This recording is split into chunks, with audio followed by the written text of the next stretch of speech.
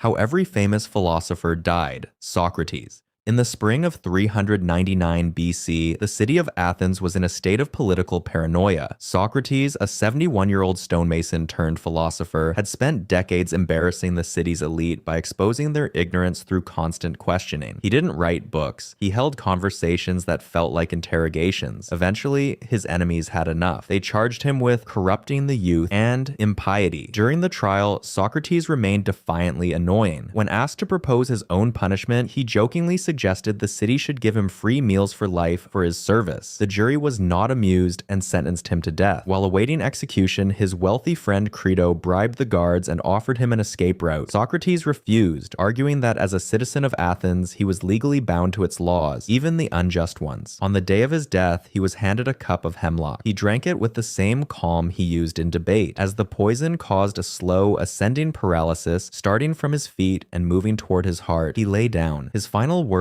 were a mundane request to pay a debt. Crito, we owe a cock to Asclepius. Pay it and do not neglect it. He died as he lived, stubborn, logical, and completely unfazed by social pressure.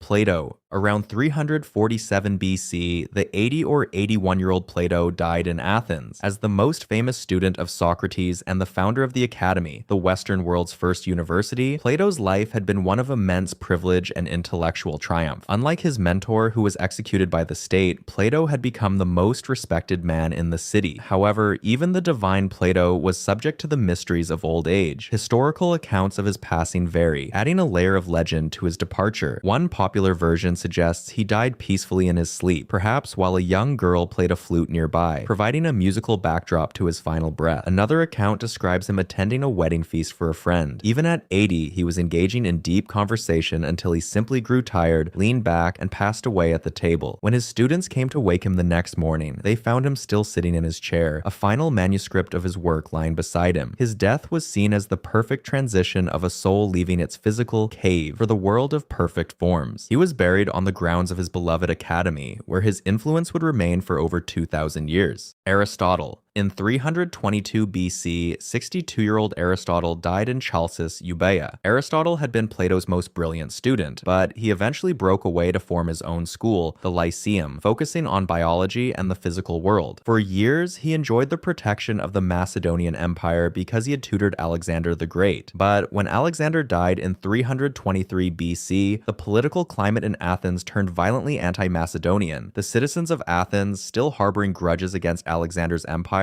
leveled charges of impiety against Aristotle, the same charges that had killed Socrates. Aristotle, however, was not a martyr. He famously stated that he would not stay and let the city sin twice against philosophy. He fled to the island of Euboea, leaving his life's work behind. The stress of the exile took a toll on his health, exacerbating a chronic stomach ailment he had suffered from for years. He died shortly after his arrival, away from his students and his library. His death marked the end of the great trilogy of Greek philosophy, Socrates, Plato, and Aristotle, and signaled a shift in the ancient world toward the more survival-focused philosophies of the Stoics and Epicureans. Aeschylus. Aeschylus was the father of tragedy, a decorated war hero who fought at the Battle of Marathon and the man who turned Greek theater into a true art form. By 455 BC, the 67-year-old was living in Gela, Sicily. He was a man of high status, respected by kings and commoners alike. According to local legend, Aeschylus had received a prophecy that he would be killed by a falling object from the sky. To avoid this, he spent most of his time outdoors in wide open spaces, away from buildings or trees that could collapse. While walking along a sun-drenched Sicilian plain, an eagle was flying high above, clutching a large tortoise. Lammergeier eagles are known to drop tortoises from high altitudes onto rocks to shatter their shells. Aeschylus was notably bald, and from the eagle's perspective, his smooth, shiny head looked exactly like a sun-reflecting stone. The eagle released the tortoise. The impact was instant and fatal. The man who survived the greatest wars of the ancient world was killed by a turtle dropped from the heavens. It remains history's most improbable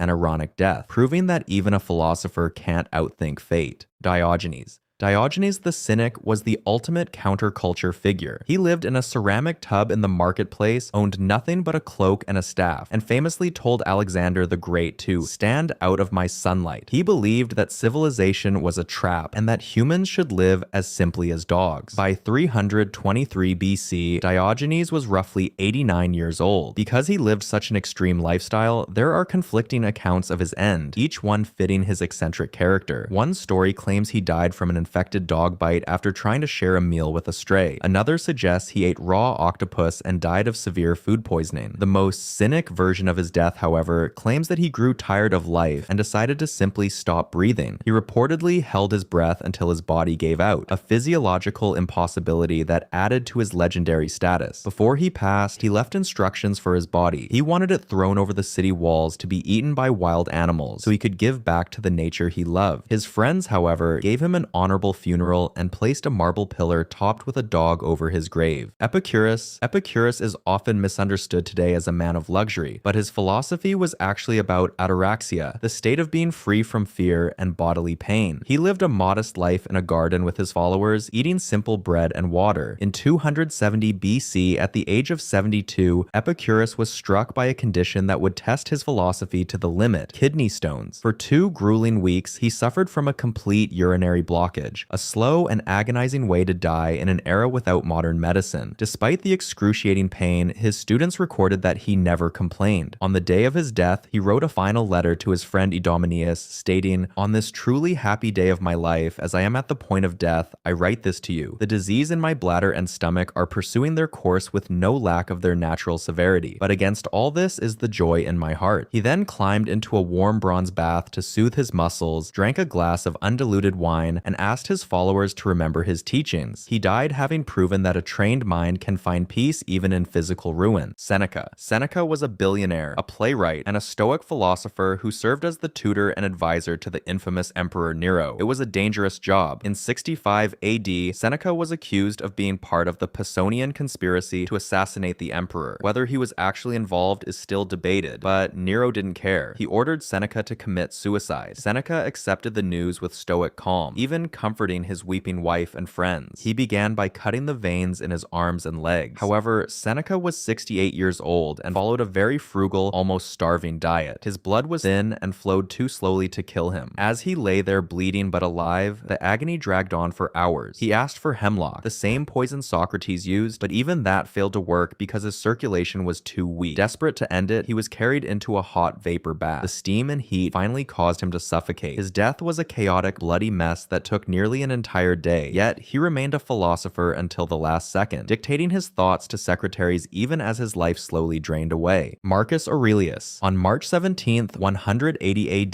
the 58-year-old Marcus Aurelius died in Vindobona, which is modern-day Vienna. He was the philosopher king, the ruler of the Roman Empire, and a devoted student of Stoicism. Unlike the philosophers who spent their days in quiet gardens, Marcus lived his final years in cold, damp military tents on the edges of the empire, fighting off Germanic tribes. The cause of his death was the Antonine Plague, a devastating pandemic that was tearing through the Roman legions. As the fever took hold, Marcus remained true to his Stoic principles. He refused to show fear or despair, even as his body failed him. He reportedly called his friends to his bedside, not to say a tearful goodbye, but to lecture them one last time. He told them not to weep for him, but to think of the plague and the death that awaited all men. He stated, "Why do you weep for me when you should be thinking of the common death of us all?" He then covered his head as if to sleep and passed away. His death is often cited by historians as the end of the Pax Romana, the long period of relative peace and stability in Rome.